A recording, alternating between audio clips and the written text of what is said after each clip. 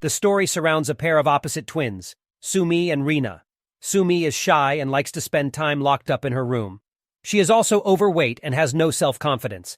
As a hobby, she sings on live streams under the name Sexy Diva. Over the years, she has accumulated many fans and followers, but no one has ever seen her face. Every time she goes live, the comments assume how pretty she must be, but Sumi knows that if she shows her face, her popularity will rapidly decline.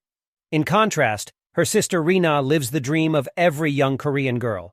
She is the visual of a popular girl group, Miracle Girls. She is signed to a label and has millions of fans worldwide. Known for her beauty and dance, Rina hardly knows how to sing. Still, she is the most popular member of the group. Her bandmates do not like her because she is arrogant and rude. One day, their manager informs them that Rina has been called to film a commercial video with a popular male singer, Hae Seong. The other girls are disappointed since Rina gets more opportunities than them, even though they are much better singers. Later that day, a couple of reporters come to the girls' home to interview Rina's family. However, Rina asks Sumi to stay in her room during the interview, ashamed of her looks. When asked if she has any siblings, Rina claims that her elder sister studies abroad and is rarely home. Sumi hates her sister because of her unlikable personality. Despite being twins, they do not share anything about their lives with each other and are always arguing. One thing that Sumi despises more than her sister is her school. Her classmates bully her so much that she always keeps account of the days left to graduate. Unfortunately for her, the group of bullies also has a popular guy named Gyo Seok, who she is madly in love with. Last year, around the same time, Sumi had decided to confess her feelings to Gyo Seok and bought him a gift. But the bullies caught her with it and read the love letter out loud. Sumi still hasn't gotten over the embarrassment of being rejected in front of everyone, but her feelings for Gyo Seok haven't changed. Somewhere else, Rina goes to the set of the commercial and meets a fellow idol, Hae Seong. He is even more arrogant than Rina, and likes to think of himself as a musician more than an entertainer. Knowing that Rina is only famous for her looks, he is extremely rude to her. Rina acts as the director asks her to, but to Hae Seong, the concept of the commercial sounds dumb. He refuses to take part in it and leaves his manager to do the damage control. Because of his pickiness, Rina is also removed from the commercial. She returns home crying and cursing at him. Meanwhile, Sumi is hanging out in their front yard with their family dog. When she isn't looking, it runs outside the house and disappears. Sumi spends the entire day looking for it and finds an older woman unconscious on the ground. She takes it upon herself to carry the poor woman to her house. Impressed by her kindness, the woman brings her inside and reveals that she is a tarot reader. On being asked to pick a tarot card, Sumi chooses the rarest one of them all. According to the woman, it is supposed to grant her a wish. Although skeptical, Sumi thinks of exchanging lives with her sister. But then, she changes her mind and asks for the ability to never gain weight. The woman gives her a necklace as a present before seeing her off. While returning home with her dog, Sumi suddenly passes out. At the same time, Rina, who is in the middle of a dance rehearsal, also falls unconscious. When the sisters wake up, they are by each other's beds in a hospital. Strangely enough, their mother calls them by different names. Confused, they look at each other and are shocked to see that they have somehow exchanged their bodies. They immediately run outside and hit their heads with a rock, trying to switch back, but the stupid idea doesn't work.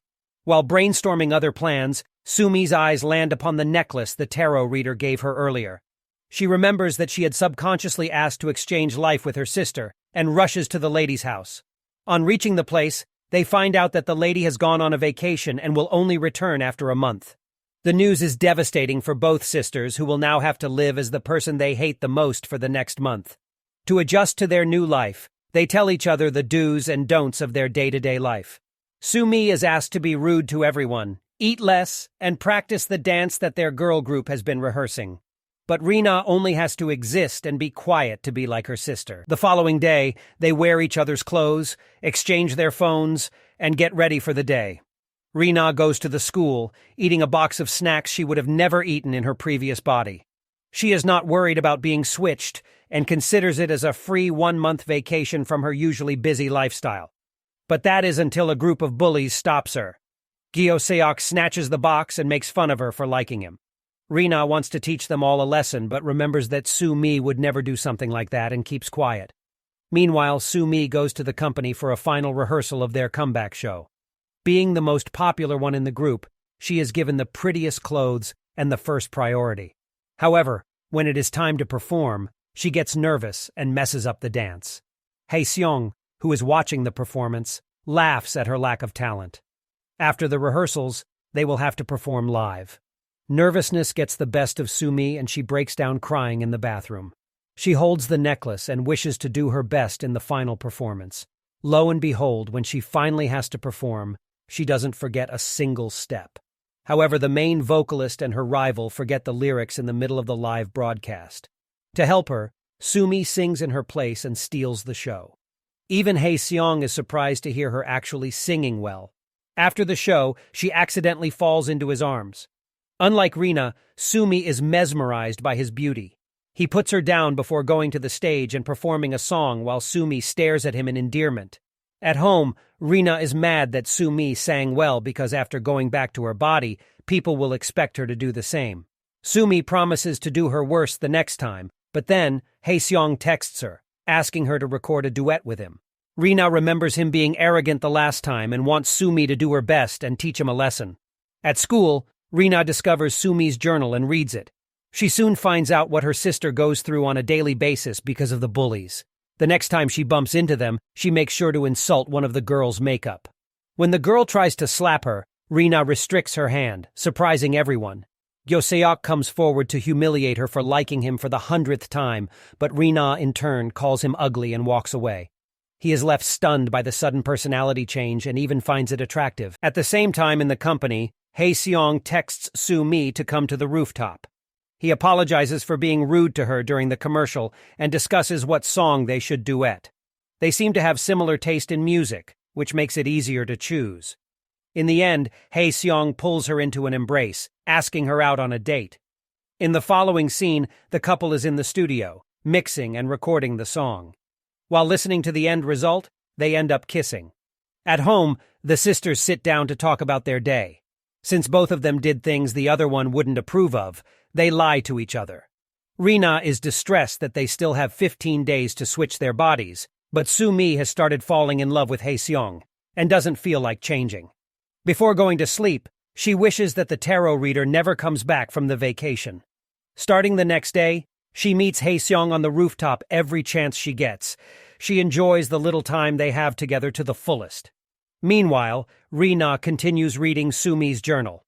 A flashback shows us that Sumi had gone for several musical show auditions. She was recognized for her talent, but only during blind auditions. Many directors would bluntly call her names and dismiss her talent because of her looks. This makes Rina realize how unfair the world is to the so-called ugly people. Her classmates, who usually bully her, are dancing to her song during recess. When Rina laughs at them, they challenge her to do the same. She surprises everyone by performing better than all of them. Gyo-seok starts looking at her differently after the incident. The next day, Sumi is using Hae-seong's computer when she finds out that he watches her singing live streams. It gives her hope that he might like her even when she goes back to her normal body. At the same time, Rina is going through Sumi's computer. She finds the Sexy Diva live stream channel and accidentally starts a stream with her face in front of the webcam. Several comments flood in, making fun of her looks, and she loses many of her subscribers. At night, Sumi cries herself to sleep, wishing to the necklace that everyone forgets about the live stream. The following morning, the live stream is gone and no one is talking about it, almost as if it never existed. Even Rina doesn't remember going live. Sumi figures out that the necklace is not ordinary. It has been granting all of her wishes till now. She tests the power of the necklace, and the wish comes true every time. But she also realizes that every time she is granted a wish, someone in her life suffers the consequence. Like, when she asks for the food of her choice, Hae-seong's new song is accused of plagiarism. Similarly, when he messes up a live performance, she wishes for him to pick it right up. The wish is granted, but a crew member is severely injured as a consequence. The next day, Gyo-seok locks himself in a studio, saddened by the plagiarism scandal. Sumi goes to meet him, and the two finish recording their duet song together. In the following scene, Rina is excited because the 30 days are finally over. The sisters go to the tarot reader's house but see that she has still not returned. Sumi thinks that it is because she once unknowingly wished for her to never return. She yet again wishes for the reader to be back soon. As a consequence of the wish, a dating rumor about her and Hae-seong is spread in the media. Rina finds out about the rumor and is furious. They get into a fistfight in the middle of a parking lot and have to be separated by Hae-seong. He pushes Rina to the ground, asking her to stay away. However, the gesture makes Sumi believe that he is only in love with Rina's pretty face. The next day, Sumi visits the tarot reader again and finds out from her daughter that she passed away because of a disease. The girl also reveals that to reverse a wish, one must hold the necklace and genuinely wish for them to switch back to their bodies. If either of the girls does not actually mean it, the wish won't be granted. On finally finding a way to go back, Rina is overjoyed, but the same cannot be said for Sumi. Seeing that her sister is bothered, Rina reveals that Hae-seong used to hate her when she was in her own body. This means, currently, he is not in love with Rina's face, but with Sumi's personality. Following the conversation, the girls make a wish as the tarot reader has told, but nothing changes. Sumi and Rina meet in front of the company for work. Rina is about to be hit by a car, but Sumi puts her life in danger and saves her. When they wake up in the hospital, they have switched back to their original bodies. The doctor who is in charge of them looks exactly like the tarot reader. She explains that Sumi is the elder sister and the protector of the younger one. Since she fulfilled her purpose by saving Rina from the accident, they were able to switch back. In the following scene, Rina breaks up with Hae-seong, claiming that she doesn't want to lose brand deals by being seen with him. In reality, dating her sister's love is unacceptable to her. The bully Gyo Seok also apologizes to Sumi and expresses that he has started to like her. But she rejects him since she is in love with Hae-seong. A few weeks later, Hae-seong organizes a musical audition. Rina brings the forms to Sumi, encouraging her to participate. Sumi gathers enough courage to go to the audition, mostly because she wants to look at Hae-seong one more time. She sings the song they duetted together and impresses everyone. In the last scene, we see Sumi and Hae-seong recording a song together, indicating that she got selected in the audition. Subscribe for more videos like this, turn on the notification, and leave a like to help the channel out. Thanks for watching.